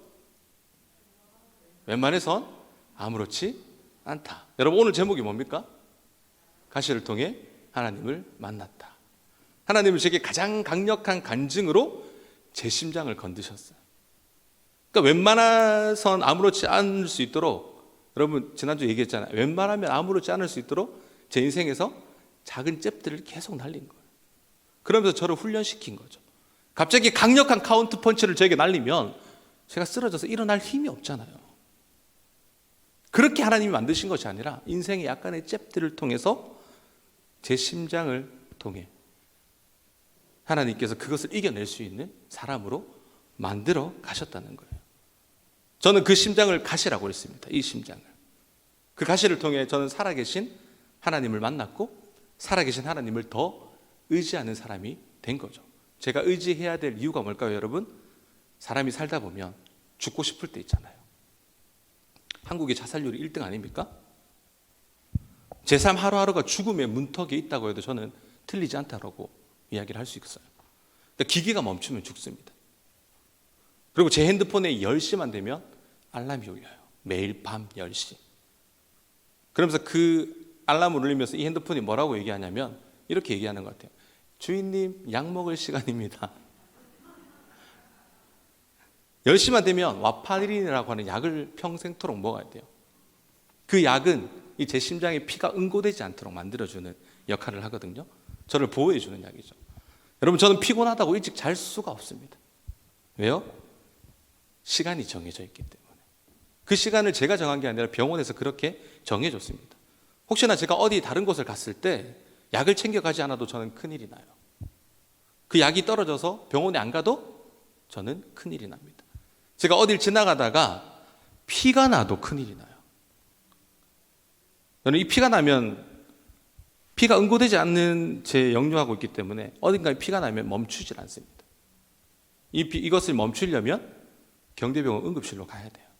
거기서만 이제 제거를 하고 멈출 수 있죠. 그러니까 이제 어떻게 보면 하나님께 손발이 다 묶인 존재가 되어버린 거죠. 그런 인생을 제가 살고 있습니다. 그리고 저는 아무 음식이나 먹을 수 있는 것도 아니에요. 처음 수술을 하고 의사가 이렇게 말하는 거예요. 이제부터 주의해야 될 음식을 알려드리겠습니다. 주의해야 될 상황을 알려주고 이제부터 주의해야 될 음식을 알려주고, 도대체 주의해야 될 게 얼마나 많냐고 이게. 그러면서 회는 안 됩니다. 육회도 안 됩니다. 라고 하기를 그때 충격을 먹었어요. 제가 제일 좋아하는 게 회고 육회거든요. 와, 이건 너무한 거 아니냐. 그 말에 굉장히 충격을 받았는데, 여러분 다행히 복된 소식이 들려오는 거예요. 이거 평생 먹을 수 없습니까? 라고 했더니 아니요, 수술 회복되는 몇 개월만 참으시면 됩니다. 할렐루야. 이렇게 제가 외쳤죠. 그런데 여러분 그렇게 이야기하는 거예요. 이제 비타민 K가 들어간 음식은 피하십시오. 여러분, 그리고 콩이 들어간 것도 안 돼요. 된장찌개, 뭐 순두부찌개, 미역국, 뭐 이것도 미역국도 비타민 K가 들어가죠. 그 음식은 안 된다는 거예요. 푸른 채소류 안 됩니다. 안 되는 게 왜 이렇게 많은지. 여러분 근데 괜찮아요. 괜찮아요. 왜냐하면 아무렇지 않기 때문이죠. 제가 아무렇지 않기 때문에 괜찮다 말하는 겁니까? 아니에요. 힘들죠. 전부 제가 왜 아무렇지 않냐면 전부 제가 즐겨 먹는 음식이 아니에요. 제가 평생 살아오면서 별로 안 먹었어요. 그런 것들 좋아하지도 않아요. 막 돈 주고 사 먹어야 되겠다 이런 생각도 안 들어요. 저희 집에 풀 올려놓으면 그냥 음식물 쓰레기통에 다 버려요. 그래서 음식을 못 먹는다는 것은 제게 큰 지장을 주지 못하는 거죠. 그리고 한약, 뭐 비타민 종류의 약도 못 먹습니다. 괜찮아요. 저 원래 한약 안 좋아하고 비타민 이런 거 안 좋아해요. 괜찮단 말이에요. 여러분 가시를 통해 제가 뭘 발견합니까? 감사를 발견해요. 왜냐하면 가시를 통해 하나님을 발견했죠. 가시를 통해 감사를 발견하는데 가시가 나를 넘어뜨리는 것이 아니라 가시를 통해 무엇을 붙잡아야 될지 명확하게 하나님께서 제게 비춰주시기 때문이죠. 그게 우리 하나님이에요. 여러분, 하나님께서 어쩜 이렇게 제가 좋아하지 않는 음식만 그렇게 먹지 말라고 하는지, 이것도 하나님의 기가 막힌 섭리 아닙니까? 제 피가 나면 아까 안 멈춘다고 했잖아요. 하나님께서 미리 수술을 하게 하셨던 이유가 있는 거예요. 맞죠? 이게 만약에 심장하고 나서 피가 터졌으면 저는 진짜 교육자실 3층 경산중앙교 화장실에서 박춘성 목사 하늘로 부름받다, 이렇게 될 수도 있었어요. 근데 하나님께서는 철저한 계획 가운데 하나님께서 그렇게 먼저 꼬매시고 저를 수술시키신 거죠. 사랑하는 전도대 성도 여러분, 제가 불쌍해 보이는 건 아니죠? 저는 세상에서 가장 행복한 사람입니다. 하나님께 붙들려 있기 때문이에요. 제가 행복한 이유는 하나님께서 저를 붙들고 있기 때문에. 제가 겪은 이 상황을 통해 하나님을 고백하는 겁니다. 여러분, 이 상황을 통해 성도들을 위로할 거예요. 제가 당한 이 수많은 환경을 통해서 하나님의 이름을 드러내는 사역자가 될 겁니다. 이제부터 벌써 시간이 저렇게 됐네요. 이제부터 시간이 허락할 때까지 그 상황 가운데 일하셨던 하나님의 간증을 이제부터 한번 해보도록 하겠습니다. 여러분, 바로 따끈따끈한 간증부터 한번 해볼게요. 제가 수술을 하고 회복하고 있을 때 한 통의 전화가 걸려옵니다. 서울 광염교회였어요. 여러분, 아마 감자탕 교회 들어보셨나요? 감자탕 교회 조현상 목사님께서 심무하시는 그런 교회였는데, 교회 재정의 전반을 선교비로 쓰는 그런 교회예요. 제가 우리 담임 목사님 말고 제일 존경하는 분이 누구냐면, 가서 사역하고 배우고 싶은 교회가 바로 서울 광염교회예요. 근데 그 교회는 사역자를 뽑지 않습니다. 그 교회 출신들 아니면 추천을 통해서 사역자를 뽑거든요. 그러니까 제가 연락할 수 있는, 연결할 수 있는 방법이 아무것도 없는 거죠. 그냥 포기한 채 지금까지 살아가고 있었어요. 근데 어느 날 전화가 옵니다. 전화가 와서 이런 것을 물어보는 거예요. 수술비는 얼마냐? 어떻게 그런 수술을 하게 됐냐?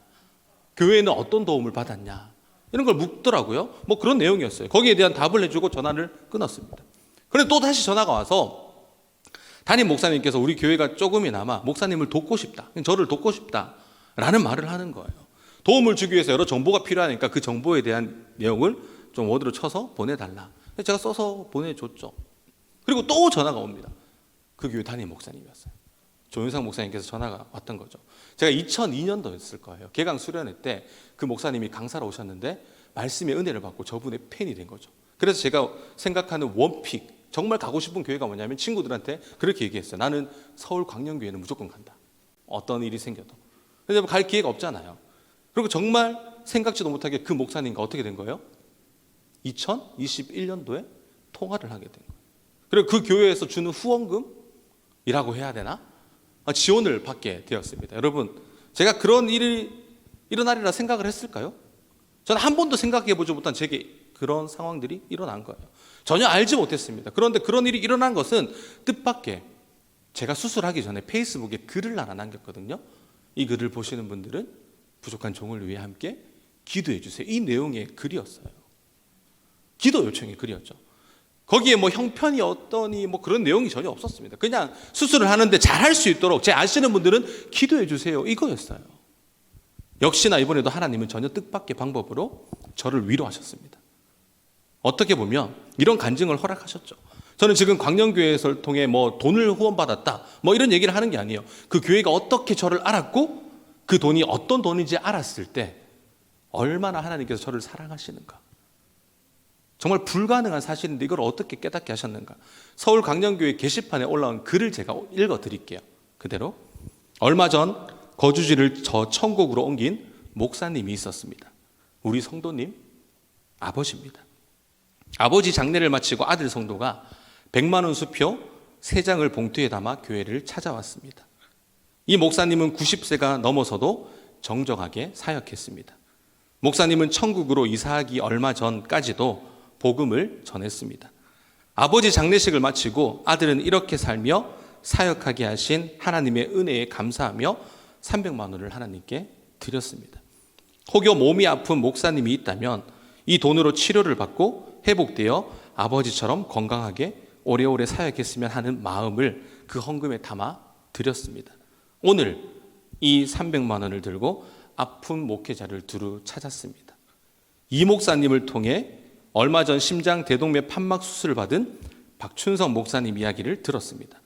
처음 통화에는 다 하나님의 은혜로 잘 되었다고 해서 그럼 우리가 할 일은 은혜 베풀어 주신 하나님께 감사하는 것인 줄 알았습니다.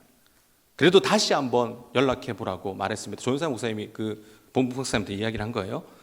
전화하라고 하길 잘했습니다. 병원비는 보험금을 제외하고 얼마가 나왔습니다. 박 목사님은 자녀가 12살 큰애부터 2살 막내까지 4명입니다. 사모님은 가사와 육아에 전념하고 있습니다. 부목사로 사역하는 중이지만 형편이 느껴졌습니다. 앞으로도 계속 병원을 다니며 후속 치료를 받아야 합니다. 밤 9시가 넘는 시간에 주고받은 통화를 통해 하나님께서 박 목사님을 위해 이 헌금을 지정하신 것 같다는 마음이 들었습니다. 교회는 병원 중에 있는 목회자를 지정해드린 300만 원을 박 목사님 계좌로 보냅니다. 교회 결정을 전해들은 박 목사님은 크게 놀라며 하나님이 살리신 것을 느꼈다고 했습니다. 동기이지만, 이 부분 중요하다. 동기이지만 알고 보니까 제 동기 목사님이 있었던 거예요.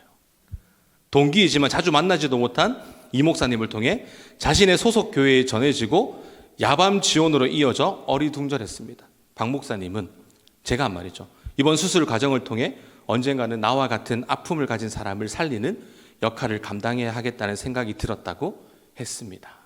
이게 그 교회에 실린 문구였어요.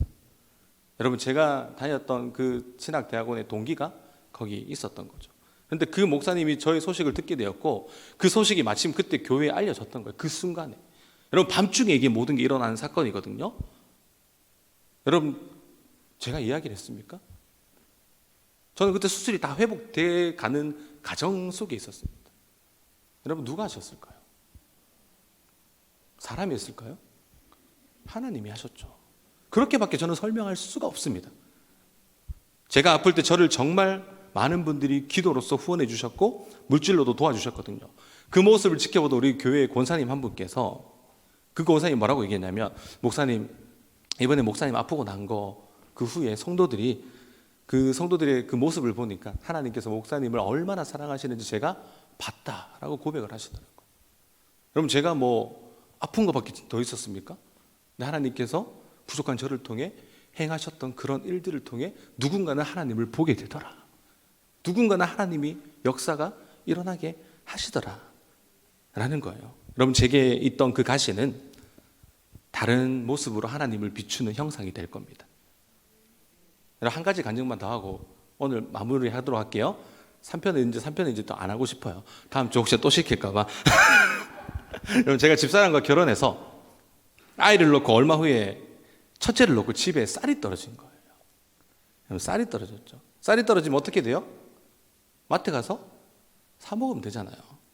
가정에 마트 가서 사 먹으면 되는데 가정에 일어났던 그 상황들 있잖아요. 그런 상황들 속에 쌀이 떨어진 겁니다. 저는 교육전도사로 사례를 받고 살았기 때문에 뭐 쌀 살 돈이 없었겠죠. 그 생활비가 전부였기 때문에 은행 가서 통장을 찍었습니다. 통장을 찍으니까 우와, 180 찍히더라고요. 제 통장에. 집사람 통장에 260이 찍혔습니다. 이 정도는 부자 아니에요, 맞죠? 180 뭐 살만하네. 260 뭐 살만하잖아요. 그 돈으로 쌀을 사면 되는데 찍힌 글자가 어떻게 되냐면 180원. 집사 아내의 통장에는 260원 이렇게 찍혀 있는 거예요. 쌀이 떨어지니까 어떡합니까? 최후의 방법은 스카이뱅크, 하늘 창고를 열어야 되지 않습니까? 그래서 제가 그때 당시 반야울 쪽에서 사역을 하고 있었기 때문에 제 집은 영대에 있었거든요. 영대에서 반야울까지 가려면 기름값도 없잖아요. 그래서 제가 기도한 곳이 어디냐면 경산중앙교회였어요. 그래서 그 밤에 경산중앙교회 문을 열고, 그때는 오픈되어 있었잖아요. 문을 열고 제가 제 거의 F열 그쪽에 아무도 보이지 않는 뒷자리에서 기도를 하는데 이것도 놀랍더라고요. 제가 경산중앙교회 부임해서 처음 맡은 자리가 어디냐면 그 F열이었어요. 거기서 개수를 하고 있더라고요. 거기서 기도를 합니다. 기도를 하고 여러분 나가는데 한 통의 전화가 걸려와요. 우리 교회 같이 사역하고 계신 여전도사님이었어요. 그러면서 전사님이 이렇게 말하는 거예요. 전사님, 내일 교회에 와줄 수 있냐고. 네, 당연하죠. 내일 아침에 교회 가겠습니다 라고 하고 전화를 끊었습니다. 그 다음날 교회로 갔더니 대구역에 근처에 보면 큰 광장이 있어요. 그 광장에서 행사를 하는데 어떤 행사를 했냐면 사랑의 쌀 나눔 행사를 하고 있는 거예요. 거기 엄청난 쌀들이 성처럼 쌓여 있었어요. 마침 교회 장로님이 그 이제 사랑의 쌀 나눔 본부의 대표셨거든요. 그래서 뭐 커팅식도 하고 사진 촬영도 하고, 그리고 나서 수많은 교회차들이 다 몰려와 있었는데 그때 교회별로 10포씩 쌀을 가져가라는 겁니다. 그래서 전사님하고 제하고 열심히 쌀을 옮기죠. 옮기다 보니까 봉고에 실는데 실다가 하나 거슬려 가지고 한 개가 터진 거예요. 그리고 어려운 성도들, 이 쌀은 어려운 성도들에게 나눠줘야 되거든요. 그래서 전사님과 신방을 하면서 어려운 성도들에게 찾아가서 쌀을 다 나눠주고 교회에 도착했는데 쌀 2포가 남았습니다. 어떤 포? 터진 쌀, 안 터진 쌀. 딱 2개가 남았어요. 사역을 마치고 집에 가려고 하는데 전사님이 부르는 거예요. 전도사님, 죄송한데 터진 쌀 전도사님 가져가면 안 될까요? 이러는 거예요. 여러분 어떤 기분이 들었을까요? 야, 줄라면 새 거 주지. 이런 생각했을까요? 아니죠. 제가 밤에 뭐가 없어서 기도했다고요? 기분이 나빴을까요? 그 말 듣고? 아니에요. 밤에 분명히 제가 쌀이 없어서 하나님 앞에 기도했는데 그 다음날 그 기도가 끝나자마자 전화가 왔고 그 다음날 갔더니 어디 가는지도 모르고 운전해서 갔는데 수많은 쌀들이 모여있는 거예요. 나르다가 한 포가 터졌어. 그 터진 쌀이 저보고 가져가라는 거예요. 여러분, 터지면 쌀이 어떻게 됩니까? 포대자루에서 흐르죠. 저는 그때 깨달았습니다. 하나님께서 이 흐르는 축복을 내게 주실 거다. 이 흐르는 축복이 영원히 메마르지 않을 거다. 여러분, 여기까지만 해도 괜찮잖아요. 맞죠? 쌀 하나님 기도했더니 쌀을 주셨다. 그런데 여러분, 놀라운 일이 생깁니다. 하나님께서 나라까지 움직이세요. 저희 그 처절하고 가난한 심정, 아까 조윤식 목사님 애통하는 자 애통하는 그 음성을 들으셨는지 제가 교회 임지를 사월교회로 옮깁니다. 사월교회 4년 동안 있을 동안 나라에 보면 나라미라는 쌀 아시죠? 정부에서 지원해주는 쌀, 그 쌀을 받게 하시더라고요. 하나님께서 나라를 움직이셔서 저희 집에 쌀이 8포까지 쌓였어요. 너무 많이 쌓이죠. 더 이상 필요해요, 안 필요해요? 안 필요해서 제가 동사무소 전화합니다. 저희 집이 이제 쌀 안 주셔도 될 것 같아요. 네, 알겠습니다 하고 끊었어요. 그리고 쌀이 떨어질 쯤 제가 참 좋은 교회라는 곳으로 옮겨요. 옮기자마자 그 교회 전도사님이 제게 뭐라고 말씀하시냐면, 전도사님, 쌀 필요하면 언제든지 얘기해. 그게 첫 마디였어요. 왜냐하면 그 교회는 성미를 줬거든요. 그래서 성미를 받는 기간 동안 쌀이 떨어지지 않았습니다. 그리고 경산중앙교회로 제가 임지를 옮겼잖아요. 2017년도 성구 영신 예배 때 저희 신인교역자가 맡은 프로그램이 뭐였냐면 사랑의 쌀 나눔 홍보였어요. 그래서 제가 교인들 앞에 쌀 이야기하다가 내년에는 김치도 주이소 막 이렇게 했거든요. 여러분, 그랬더니 저희 교구, 그 당시 구교구, 사랑합니다 구교구 구교구의 한 권사님과 한 집사님이 전화가 오시는 거예요. 그리고 와서 집에 오라는 거예요. 집에 갔죠. 갔더니 뭘 주셨겠습니까? 쌀을 주시는 거예요. 김치도 주시는 거예요. 여러분, 제가 이 설교를 한 적이 없어요. 그때까지. 제가 쌀을 달라고 그분들에게 구걸을 했습니까? 이야기를 했습니까?